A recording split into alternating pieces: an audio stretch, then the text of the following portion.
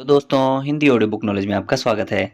तो बात करते हैं पुस्तक आपके अचेतन मन की शक्ति से आगे, इस पुस्तक के 19वें अध्याय की। तो चलिए दोस्तों, शुरू करते हैं। रचनात्मक आलोचना, गलतियों पर काम करना और श्रेष्ठतावाद के खतरे। यदि मैं श्रोताओं के बड़े समूह के साथ मुखातिब हूँ और बातचीत में उनसे यह पूछूं कि आप में से कितने लोगों को अपनी आलोचना किया जाना पसंद है, तो निश्चित रूप से बहुत कम लोग अपना हाथ सहमति में उठाएंगे। आलोचना को यदि सही तरीके से वर्णित किया जाए और इसका उद्देश्य सही हो, तो यह शिक्षण का उत्तम साधन बन सकती है। मगर इससे पहले हमें यह समझना होगा कि आलोचना आखिर है क्या और रचनात्मक तथा विध्वंसात्मक आलोचना के बीच के अंतर को किस तरह समझा जाए। इसके बाद हम आलोचना को किस तरह लागू करते हैं, व्यवहार में लाते हैं, इसे समझना जरूरी है। आलोचना करते समय हमारा ध्यान किसी विशेष व्यवहार पर या प्रक्रिया पर ही होना चाहिए। आलोचना किसी व्यक्ति के आत्मसम्मान को चोट पहुंचाने के लिए नहीं की जानी चाहिए।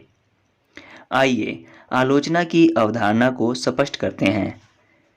यदि विध्वंसात्मक आलोचना की बात करें तो जिन लोगों की आलोचना की जा रही हो वे ऐसी आलोचना को पसंद नहीं करते, जबकि रचनात्मक आलोचना किसी व्यक्ति को इस बात के लिए तैयार करती है कि उसका आकलन किया जाए, उसकी आलोचना की जाए, क्योंकि उस आलोचना से उसके प्रदर्शन में निखार आएगा।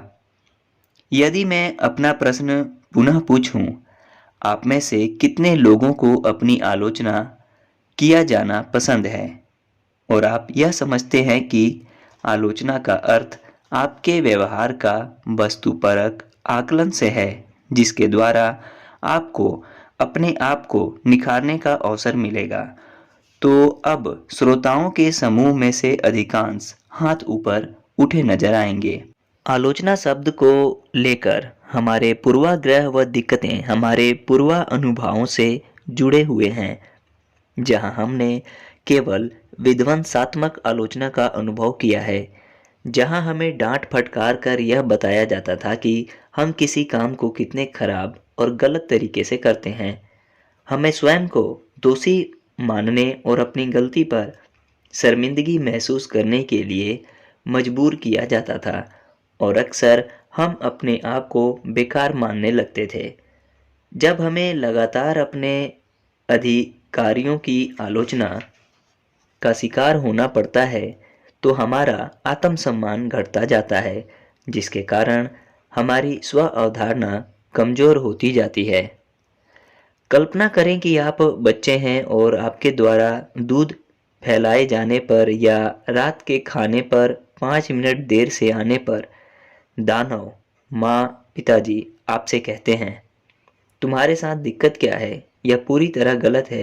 पालकों का ऐसा व्यवहार बच्चे के मन में कुछ आंतरिक पैटर्न बना देता है, जो उससे चीख चीख कर कहते रहते हैं, मैं किसी के द्वारा अपनी आलोचना किए जाने से नफरत करता हूँ। इससे भी खराब स्थिति हो सकती है जब बच्चा अपने स्वसंवाद में कहे, मैं किसी भी काम को कभी भी ठीक से नहीं कर सकता, मैं कभी भी अपने बड़े भाई या बहन जैसा अच्छा नहीं बन सकता, आदि। बच्चे का आत्मसम्मान बढ़ना या घटना इस पर निर्भर भी करता है कि उसके संबंध में आलोचना को किस तरह व्यवहार में लाया जाता रहा है। वयस्कों के इलाज में अधिकांश समय बचपन की उन स्मृतियों को विस्मृत करवाने में खर्च होता है, जब उन्हें इस बात का एहसास दिलाया गया था कि वे अच्छे या बुरे हैं या बिल्कुल बेकार हैं। अतः जब हमारा बच्चा कोई ऐसी हरकत करे जो हमारी नज़रों में गलत हो, जैसे पड़ोसी की खिड़की के शीशे पत्थर मारकर तोड़ना या मम्मी की कार उनसे बिना पूछे चलाने ले जाना, वह भी तब जब मम्मी पापा घर में ना हो, तो हमें क्या करना चाहिए? क्या इसका अर्थ यह है कि हमें किसी भी गलत काम के लिए बच्चों को सजा नहीं देनी चाहिए? बिल्कुल नहीं। सजा तो दी जाएगी, जो कि अपने कमरे से बाहर ना आने या सारे विशेषाधिकार समाप्त करने आदि के रूप में हो सकती है।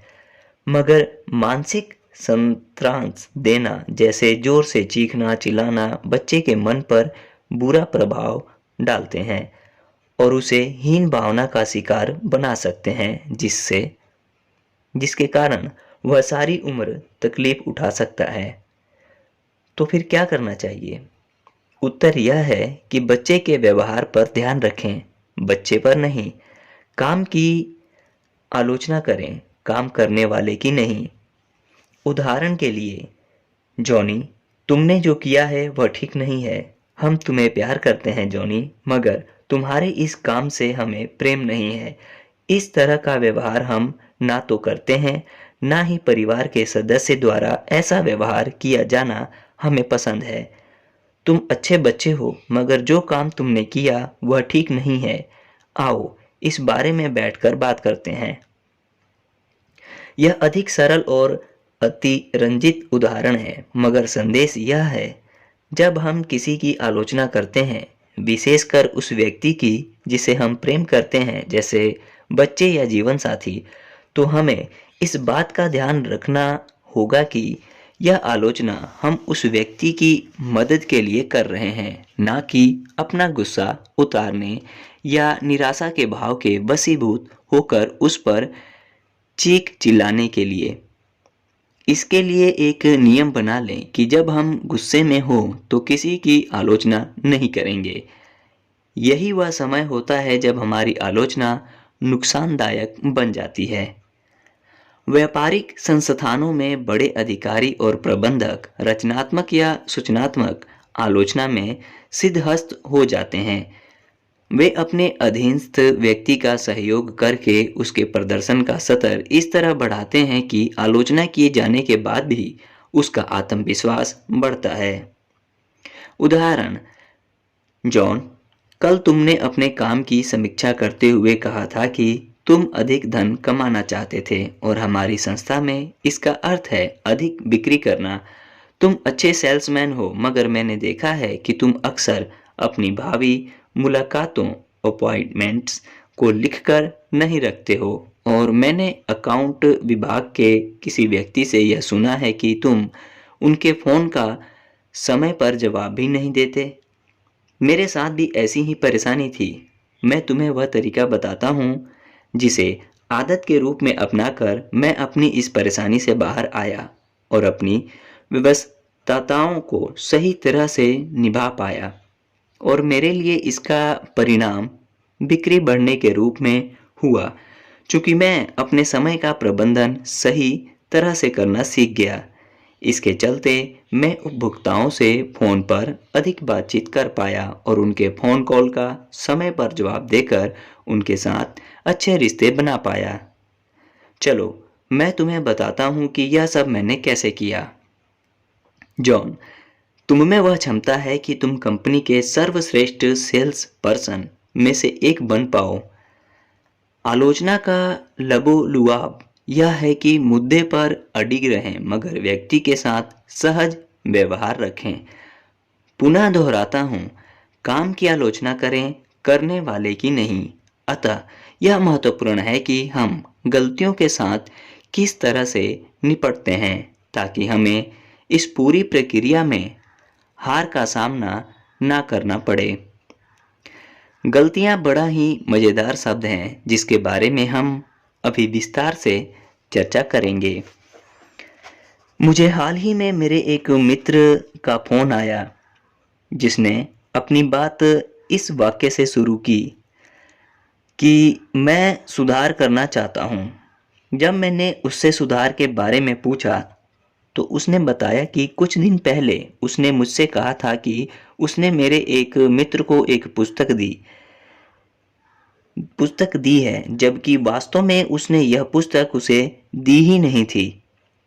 उसने उस दिन किसी को 2 पुस्तकें भेजी थी और उसे लगा कि उसने वे पुस्तकें मेरे मित्र को ही भेजी थी। उसने कहा, मैंने झूठ कहा था, बहानेबाजी की थी।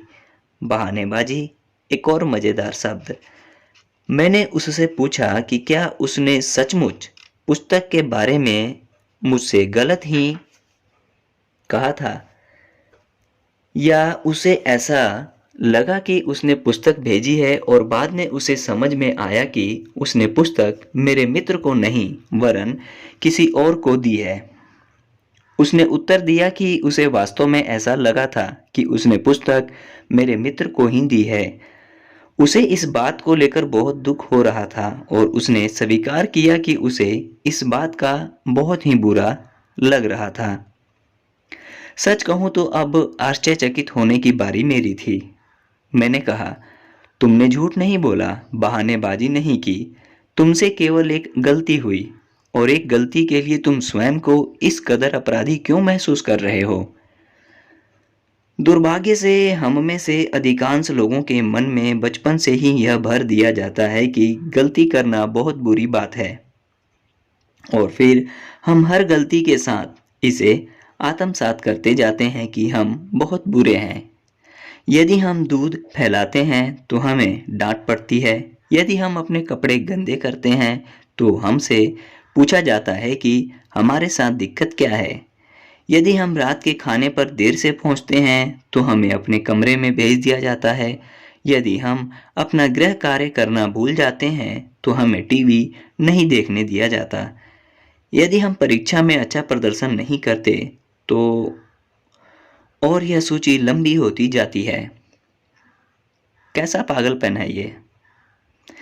हमें इस बात पर विश्वास करना सिखाया जाता है कि गलतियां करना तो बुरी बात है ही। यदि ये गलतियां हमारे साथ हमारे हाथों होती हैं तो हम भी बुरे हैं।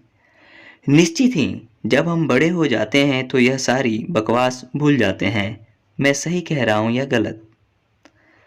मेरे जिस मित्र ने सुबह मुझे फ़ोन किया था उसकी उम्र करीब 35 वर्ष होगी। फिर भी एक साधारण सी गलती करने पर उसका क्या हाल हुआ था, इन बातों को क्या कहेंगे? मैंने गलती की है, मैं बहुत बुरा हूँ, मैंने जिम से झूठ बोला है, मैं झूठा हूँ, मैं हमेशा ऐसा क्यों करता हूँ? इस तरह की कई बातें जो अपने प्रति घृणा से भरी थी। आप हंसोगे मगर अधिकांश लोग गलतियों के प्रति इसी तरह का रवैया रखते हैं। दुनिया में ऐसा कोई भी व्यक्ति नहीं होगा जो जीवन में बिना गलतियां करे आगे बढ़ा होगा, मगर हम अपनी गलतियों को किस तरह लेते हैं इसी से तय होता है कि हम खुश रहेंगे या दुखी। बहुत से लोग अपनी गलतियों के लिए स्वयं को दोषी मानते रहते हैं और हमेशा अपराध बोध से ग्रस्त रहते हैं, जबकि कुछ लोग अपनी गलतियों पर हंसने की योग्यता विकसित कर लेते हैं। एक शाम मैं अपनी पत्नी के साथ शो टाइम फिल्म देखने गया जिसमें एडी मर्फी और रॉबर्ट डिनेरो प्रमुख भूमिकाओं में थे।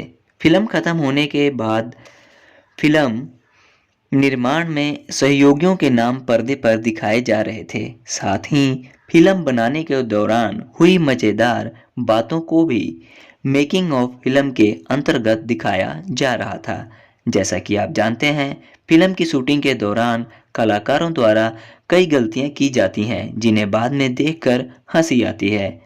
आपने अक्सर निर्देशक को कहते सुना होगा, टेक 2, टेक 3 और सही शॉट लेने के लिए कई गलतियां स्वीकार्य होती हैं।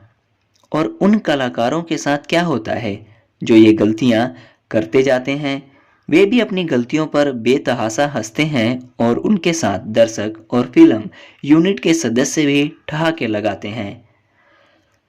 हमें अपने मन के भार को हल्का करना चाहिए और गलती करने पर इतना चिंतित नहीं होना चाहिए। इसका अर्थ यह नहीं है कि हमें अपनी जिम्मेदारी को नहीं समझना चाहिए या उसे गंभीरता से नहीं लेना चाहिए, मगर हमें यह मानना चाहिए कि गलती हो गई है जो हर इंसान से हमसे भी हो सकती है और इसे सामान्य रूप से लिया जाना चाहिए। हर पेंसिल के साथ एक इरेजर लगा होता है और हर वाहन पर बम्पर लगा होता है ताकि हम अपनी गलतियों को सुधार सकें। यदि हम जानबूझकर किसी की कार को टक्कर मारते हैं तो यह गलती नहीं कहलाएगी। यह सीधी टक्कर थी जिसके बारे में आप जानते थे। दोनों में अंतर है। हम अपनी गलतियों से सीख सकते हैं। अच्छा होगा यदि हम अपनी गलतियों से सीख लें और वैसी ही गलतियों को दोहराने से बचें। मगर यह भी जरूरी है कि हम अपनी छोटी छोटी गलतियों के लिए, जो कि उनके साथ हुई हैं जिन्हें हम प्रेम करते हैं, खुद को ना कोसें। यदि जरूरी हो तो गलती के लिए माफी मांगकर आगे बढ़ा जा सकता है। मैं अपने आप से निस्वार्थ प्रेम करता हूँ। मैं नकारात्मक आलोचना द्वारा अपने आप को कभी कमतर साबित नहीं करता। मेरे मन में सभी लोगों के लिए हमेशा निस्वार्थ आदर रहता है। श्रेष्ठतावाद के खतरे। आप में से सभी का संबंध ऐसे लोगों के साथ रहा होगा जो श्रेष्ठतावाद या परफेक्शनिस्ट होते हैं। यह हमारे अभिभावक, भाई बहन, शिक्षक, प्रशिक्षक, मित्र या दफ्तर के अधिकारी हो सकते हैं। ये सभी वे लोग हैं जिनका उद्देश्य आपके प्रदर्शन को बेहतर बनाना होता है। अक्सर श्रेष्ठतावादी लोगों ने यह गुण आनुवांशिक रूप से ग्रहण किया होता है। मेरा उद्देश्य श्रेष्ठतावाद पर किसी तरह के निर्णय पर पहुंचना या राय बनाना नहीं है, बल्कि मैं इस बारे में अपने अवलोकन आपके साथ साझा करना चाहता हूँ। ये अवलोकन उस दबाव के बारे में है जो श्रेष्ठतावादी लोग अक्सर उन लोगों पर डालते हैं जो उनके नियंत्रण या प्रभाव में होते हैं। यदि आप श्रेष्ठतावादी हैं या कभी रहे हैं तो आप अच्छी तरह से जानते हैं कि यह पूरी तरह से आपका चुनाव होता है कि कुछ लोगों का आपके साथ रहना आपको खुशी देगा या आपके जीवन के सत्र को बढ़ाएगा, ठीक उन्हीं की तरह जिन्हें आप अपने जीवन के लिए महत्वपूर्ण समझते हैं। मुझे विश्वास है कि जिन लोगों की परवरिश श्रेष्ठतावादी पालकों के साए तले होती है या जिनका संबंध ऐसे लोगों से पड़ता रहता है, वे बड़े ही दबाव में जीते हैं। आपके काम या प्रदर्शन शायद ही कभी श्रेष्ठतावादी लोगों की अपेक्षाओं पर खरे उतरते हैं। धीरे धीरे उस व्यक्ति के मन में अपने प्रति हीन भावना घर करती जाती है और वह दूसरे व्यक्ति की कसौटी पर खरा नहीं उतर पा रहा है। यह एहसास उसके आत्मविश्वास को खत्म करता जाता है। विशेषतः परिवारों में श्रेष्ठतावाद के ये लक्षण पीढ़ी दर पीढ़ी स्थानांतरित होते जाते हैं। क्या अब समय आ गया है कि इस कड़ी को तोड़ा जाए? श्रेष्ठतावाद के साथ सबसे बड़ी दिक्कत यह है कि शायद ही कभी श्रेष्ठता के मापदंड पूरे हो पाते हैं। श्रेष्ठतावादियों का दुनिया को देखने का तरीका यह होता है कि वे अच्छी बातें देखने की बजाय गलतियां ही खोजना पसंद करते हैं। कल्पना करें, एक युवा जिम्नास्टिक खिलाड़ी अपने जीवन का पहला प्रदर्शन कर रही है। उसे दशकों का बढ़िया प्रतिसाद मिलता है। निर्णायक उसे 9.8 अंक देते हैं और वह पहले स्थान पर रहती है। उसके प्रशिक्षक द्वारा यह कहा जाना स्वाभाविक होगा, बहुत बढ़िया प्रदर्शन, तुम महान हो, देखो तुम कितनी आगे निकल आई हो। ये वे शब्द होंगे जो उस युवा खिलाड़ी को अपने और अपने प्रदर्शन के बारे में अच्छा महसूस कराएंगे। अब कल्पना करें कि यह सारी स्थितियां हैं, मगर युवा खिलाड़ी का प्रशिक्षक श्रेष्ठतावादी है, तो उसके शब्द क्या होंगे? अच्छा प्रदर्शन है, मगर मैं यह भी बताना चाहता हूँ कि तुम्हें अभी किस बात पर काम करने की ज़रूरत है। यह 9.8 और 10 के बीच का अंतर है जिसे तुम्हें भरना है।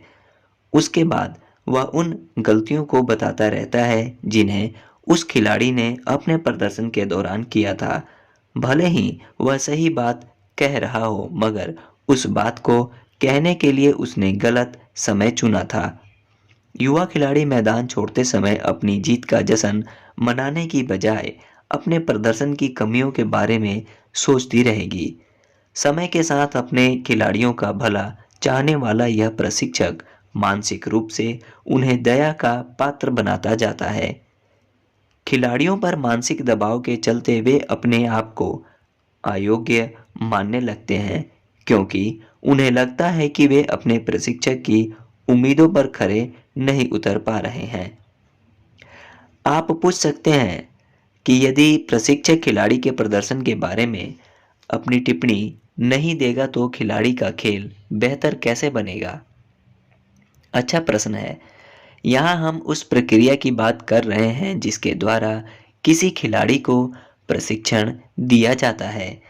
सभी प्रशिक्षण प्रक्रियाएं खिलाड़ी के प्रदर्शन में सुधार के लिए होती हैं। यदि प्रशिक्षक श्रेष्ठतावादी नहीं होता तो उसकी टिप्पणियां प्रदर्शन की खूबियों को लेकर होती, ना कि कमियों को लेकर। और इसी के चलते उसने युवा खिलाड़ी, जिसे हम मैरी कहेंगे, के प्रदर्शन पर अलग तरीके से टिप्पणी की होती। मैरी, यह तुम्हारा अब तक का सर्वश्रेष्ठ प्रदर्शन था। बहुत ही बढ़िया। तुम्हारे प्रदर्शन की रिकॉर्डिंग देखने के लिए सोमवार तक का इंतजार करना भी मेरे लिए कठिन हो रहा है। बहुत अच्छे। चलो इस खुशी का जश्न मनाया जाए।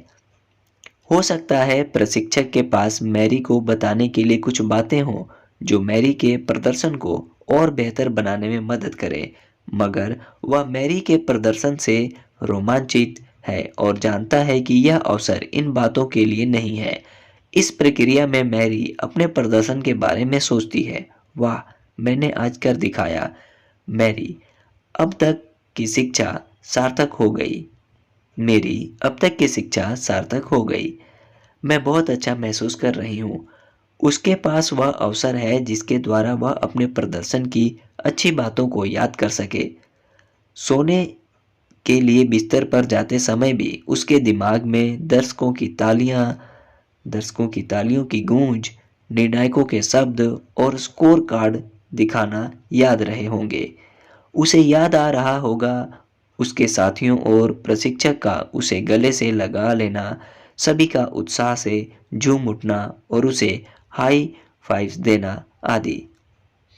वह सचमुच बेहद उल्लासित होगी और उसे अपने आप पर गर्व महसूस हो रहा होगा। जल्दी ही सोमवार भी आ जाएगा और अपने प्रशिक्षक के साथ अपने प्रदर्शन की रिकॉर्डिंग देखने के बाद एक अच्छा प्रशिक्षक कहेगा, क्या इसमें ऐसी कोई कमी नजर आती है जिस पर काम करना तुम्हें जरूरी लगता है? मैरी इस अंतर को देख सकेगी। मैरी अपने खेल में क्या सुधार करना चाहती है, इसे मैरी को ही तय करने दिया जाए। प्रशिक्षक को केवल सहयोगी की ही भूमिका में बने रहना चाहिए और यदि मैरी अपने खेल में कोई सुधार चाहती है तो उसकी मदद करनी चाहिए। किसी भी प्रदर्शन में पूर्णता अर्थात 10 में से पूरे 10 अंक मिले, ऐसे क्षण कभी कभी ही आते हैं। शायद तब जब सारे सितारे भी आपका सहयोग कर रहे हों और आपके प्रदर्शन में कोई भी गलती नहीं होती। खिलाड़ियों ने फ्लो और जोन के बारे में बताया और लिखा है। यदि यह आपके पास आ जाता है तो बहुत बढ़िया बात होगी, मगर यदि हम अपने मानकों को सर्वश्रेष्ठ से श्रेष्ठ की ओर लाएं तो क्या खेल तनावपूर्ण रहने की बजाय और मज़ेदार, तनाव रहित नहीं हो जाएगा? मैं निश्चित तौर पर कह सकता हूं कि प्रदर्शन के मानकों को थोड़ा लचीला बनाने से आप में से यदि किसी को युवा बच्चों के पालक या प्रशिक्षक बनाने का अवसर मिलता है तो वे आपके प्रशिक्षण का भरपूर आनंद लेंगे। एक अंतिम बिंदु यह कि यदि श्रेष्ठतावादी लोग उच्च पदों पर अर्थात बॉस के रूप में पदासीन हैं तो उनसे सावधान रहने की जरूरत है। याद रहे, उन्होंने यह स्थान सोची समझी नीति के तहत श्रेष्ठतावादी बनाकर हासिल किया है। चूंकि उनका ध्यान इस बात पर रहता है कि गलती क्या हो रही है और इसके साथ ही अनुपयोगी होने का भाव भी जुड़ा होता है, अतः वे स्वयं को बड़ा ही असुरक्षित महसूस करते हैं और अपनी श्रेष्ठता के बाद भी असफलता का भय उन्हें हमेशा डराए रखता है। वे निर्णय लेने में देर करते हैं और कई बार संस्था को नुकसान पहुंचा सकते हैं, दबाव में ला सकते हैं, क्योंकि उनके मन में जमा असफलता का भय उन्हें बड़े निर्णय लेने के अयोग्य बनाता है। हालांकि सफलता की राह हमेशा निर्माणों से परिपूर्ण रहती है। यदि हम सभी सकारात्मक आलोचना को अपनाएं, अपने भाई बहनों के प्रति निस्वार्थ प्रेम और स्वीकार भाव रखें और यह मान लें कि बर्फ के टुकड़ों की तरह ही कोई भी दो व्यक्ति एक से नहीं हो सकते। एक ही जूता हरेक के पाँव में फंसाने वाला सिद्धांत अब पुराना हो गया है, जो अधिक टिक नहीं सकता। ओके दोस्तों, इसी के साथ अध्याय 19वां समाप्त होता है। मिलते हैं आपसे इस पुस्तक के अगले अध्याय में या किसी अन्य वीडियो में। तब तक के लिए धन्यवाद।